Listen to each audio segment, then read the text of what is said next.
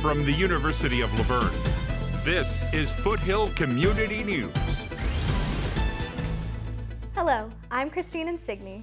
And I'm Chanel Ramirez, and this is Foothill Community News. There's lots to cover today, including an emotional vigil held in Santa Clarita, the looming threat of wildfires, and the increasing frequency of wildlife in residential neighborhoods. But first, a shocking close call that occurred this week on D Street. A student struck by a car on the campus of the University of La Verne is a sobering reminder of the dangers of jaywalking. I was on the scene when the accident happened. Monday night, a female student was hit by a car as she crossed D Street just north of Arrow Highway. The car was pulling out of one of the university's parking lots. The student wasn't seriously injured, but the accident shines a light on the troubling habit that many students and faculty have of crossing D Street in the middle of the block. And like when I park in the parking structure, it's just easier to just cross right here than go all the way around. Police warn that anyone who ignores the do not cross signs is putting their safety at risk. They urge everyone to use the crosswalk at 2nd Street and on Arrow Highway to travel across the lower campus. Saugus Strong. This is a message from one Santa Clarita community after a school shooting that took the lives of 2 students. Reporter JC Theory was at the site of the vigil. Over 10,000 people came out to Central Park in Santa Clarita on Sunday to mourn the deaths of 15-year-old Gracie Ann Muehlberger and 14-year-old Dominic Michael Blackwell. The 2 Saugus students were killed on Thursday, November 14th, when another student, 16-year-old Nathaniel Burhow, opened fire on his classmates. 4 other students were injured, including the gunman who later died at the hospital. 2 beautiful humans with incredible futures were violently ripped from this world. There will never be any way to rationalize that. Family and friends remembered the 2 students who died, saying that Gracie was their sweet pea, who loved to dance and sing, and Dominic was a smart, funny boy who was always ready to help others. Many of those I spoke to off camera were feeling overwhelmed by the recent event. Saugus High School students are feeling relieved as they've been given more time to grieve. Regularly scheduled classes will not resume until after the Thanksgiving break.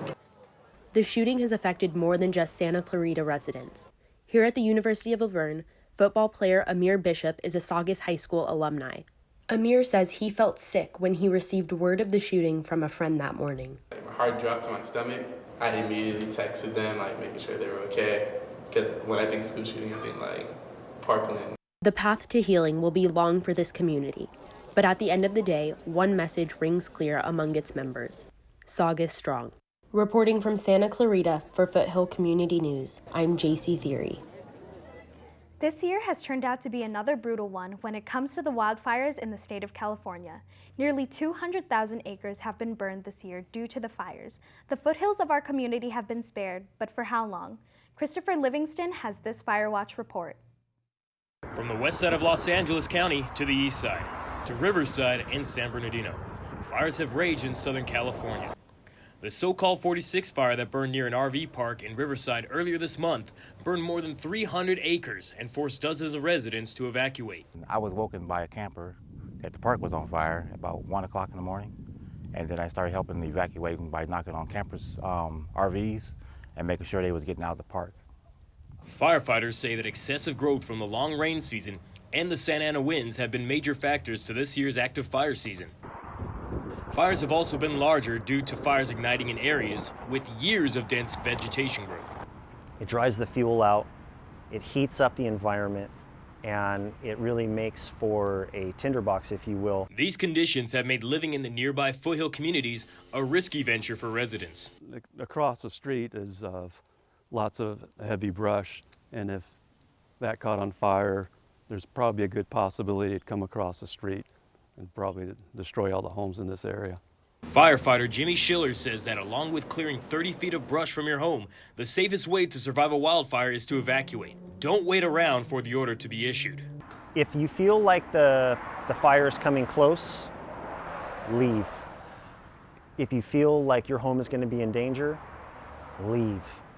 Grab the 2 or 3 things that you can't live without, maybe a family heirloom, and get out. Foothill community residents, like Dennis Benalik, say they understand the risks they face. Hey, this is the price to pay for living in this area. This is fire season right now. you know, and I would advise residents that live in these areas to understand where they live and be ready. If you live in a potential fire zone, you can keep yourself updated on fire danger by visiting the social media sites of any of the state's fire agencies. Reporting for Foothill Community News, this is Christopher Livingston. Evacuations are often issued during a wildfire. Being prepared beforehand can save you and your pets. Here are some safety tips. Have an emergency kit ready with supplies, medication, and important documents for yourself and your pets. Also have a portable generator in case power goes out.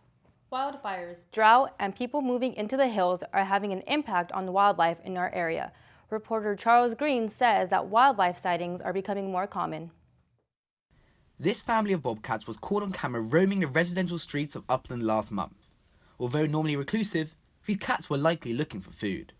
They need food to survive.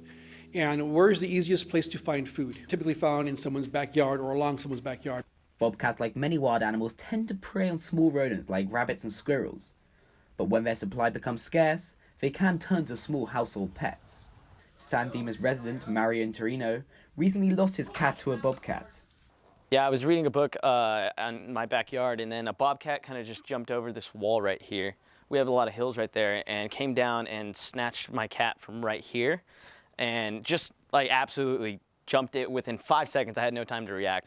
The Foothill Forest supplies a natural habitat for animals such as coyotes, bears, bobcats, and mountain lions. But with residential development only increasing along the foothills, wildlife sightings are becoming more frequent. It's a common occurrence along the foothill communities because they're along the urban edge, what we call the urban edge. The worry for local residents, though, is that household pets are now in danger of being attacked.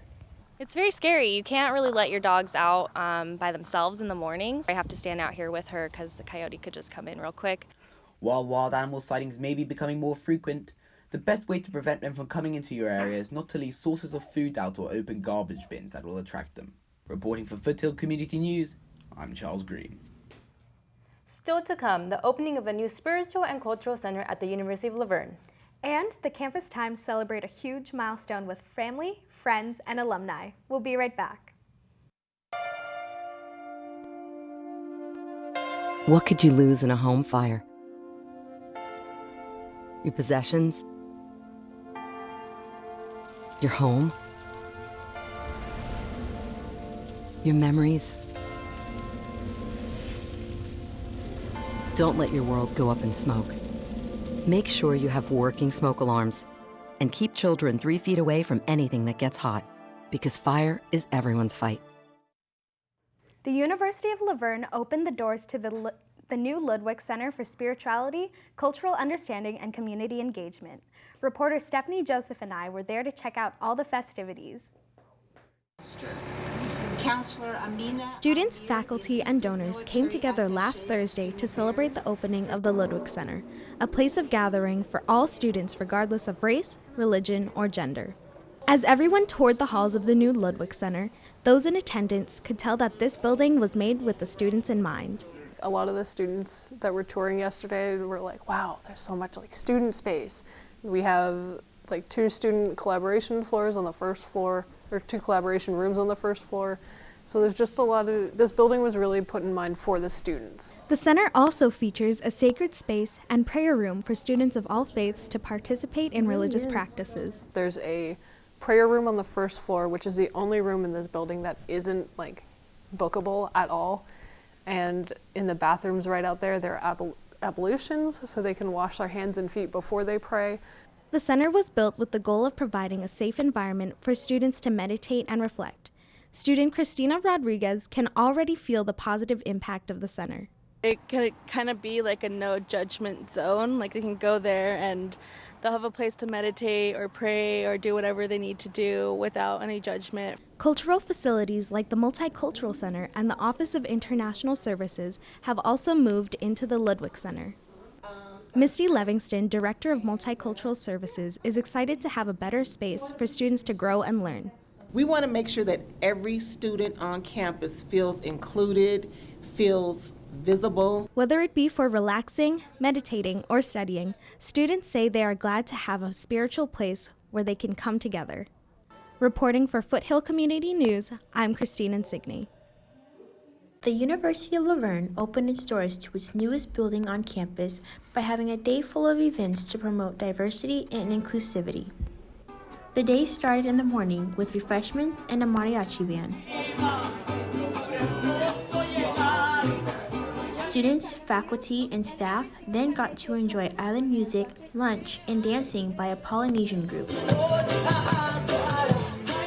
The activities brought the students, the staff, and the community together to honor their differences and learn from one another. I think it's a great learning experience. It's because with the peacefulness comes a great hearing, time to hear and listen and take things in. Students say they are excited to see their cultures and beliefs represented. We all come together to be here at this one university, and we should all learn to not just accept each other, but appreciate each other for our differences and be able to build those bridges in between us. The Ludwig Center for Spirituality, Cultural Understanding, and Community Engagement will be available for students to have an open and peaceful place to hang out, meditate, do yoga, and so much more. To finish off the day, everyone gathered in front of the center for a final ceremony to finally open the doors. I'm Stephanie Joseph with Foothill Community News. A century of journalism and the pursuit of truth was cause for celebration at the University of La Verne. Reporter Brianna Estrada has a scoop on the 100th anniversary of the Campus Times. 100 years of journalism. This is the monumental milestone the Campus Times recently celebrated. The festivities drew in family, friends, and Campus Times alumni who shared how it feels to be part of the paper's long history. It's wonderful and surprising. It makes me feel like I'm part of a huge legacy that I hope La Verne continues on for another 100 years. The Campus Times released its first publication in 1919, almost 28 years after the university opened. Over the many years, the paper has acted as a record keeper and witnessed the many changes to happen at the university. Of the role of the Campus Times is telling the story of the university from when it was La Verne College and it was all in a single hotel building, to expanding to what it is today. In the 100 years the Campus Times has been publishing, it has covered thousands of stories that have been recognized locally and nationally. Campus Times faculty advisor Professor Elizabeth Swerling says that publications like the Campus Times are essential for communities. We celebrate what is newsworthy and worth celebrating, and we have also done our job, which is hold the powers that be accountable. Reporters at the Campus Times are challenged with every story they cover in the hopes they learn to develop real-world journalism skills. Senior arts editor Jocelyn Arceo says that she has grown as a writer because of her experience at the paper. I think that's kind of one of the biggest lessons I learned here is just taking feedback, taking these edits and applying it so as to grow myself. Each year, the Campus Times wins top honors from the Society of Professional Journalists and has been awarded the Silver Crown and Gold Medalist achievements. Dedicated to their mission of truth and honest storytelling, the Campus Times continues to prove that journalism isn't dead. Reporting from the University of La Verne, I'm Brianna Estrada, Foothill Community News. When we come back, we'll take a look at events happening around the town. And we'll have the latest in local sports news. Stay with us. Everything starts out small. The things that hurt us, they all start from somewhere.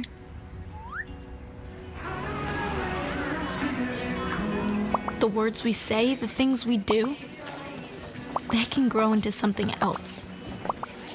What was small and innocent can become big and sometimes scary. All it takes is one comment, one picture, one video for something to catch fire. But a big problem doesn't need a big response. Not at first. Even if we don't know what to say, the eye emoji can be that first step we take.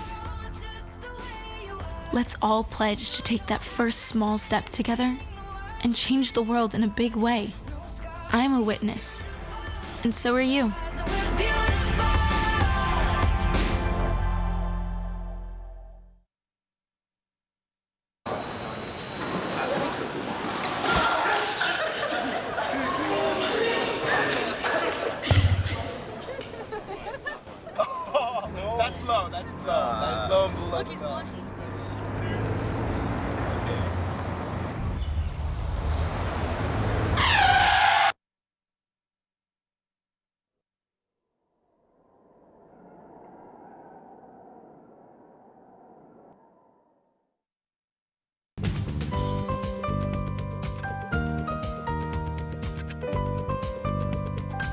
looking for some family fun, we've got you covered. Here's what's happening around town.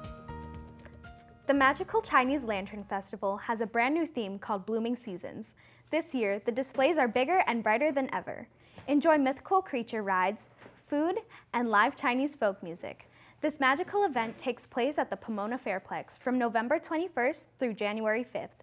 Tickets range from $13 to $27, and children 4 and under are free. You can purchase your tickets at eventbrite.com. Make your evening stroll a memorable one. The City of Claremont will be hosting its annual Claremont Art Walk on Saturday, December 7th from 6 to 9 p.m. Art exhibits will be displayed throughout the Claremont Village. Admission is free and open to the public. Ready to get into the holiday spirit? Come celebrate a holiday lighting ceremony in Laverne. There will be photos with Santa, games, and prizes, and you can't forget the holiday lights. The event takes place at the Haynes Family of Programs Center on December 6th from 5:30 to 7 p.m. Be prepared to be blown off your feet with some good old American handmade arts and crafts. The Harvest Festival Original Art and Craft Show will showcase glasswork, sculptures, photography, and wall art. The festival takes place at the Pomona Fairplex from December 6th through the 8th. Tickets range from $4 to $9 and kids 12 and under are free. The City of Pomona is gearing up to celebrate the magical stories and characters of Christmas. The Pomona Christmas Parade will take place in downtown Pomona on 2nd Street on December 14th from 6 to 8 p.m. Don't miss this magical show. What a better way to get into the holiday spirit than to celebrate with the Christmas classic, the Nutcracker. The ballet will perform in Claremont from December 21st through the 22nd at the Bridges Auditorium. For more information, contact the Bridges Auditorium. That's all we have for Around the Town.